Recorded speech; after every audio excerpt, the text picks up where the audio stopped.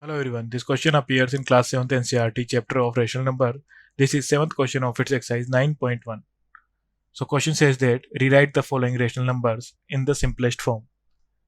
First, minus 8 by 6. So 2 से cancel out हो जाएगा 4 टाइम, 2 से 3 टाइम.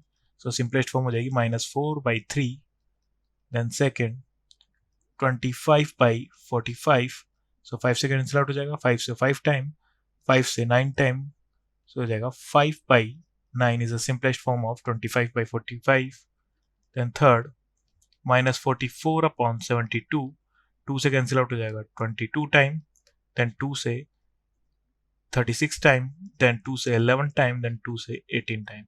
So हो जाएगा minus 11 by 18. Then fourth part is minus 8 by 10.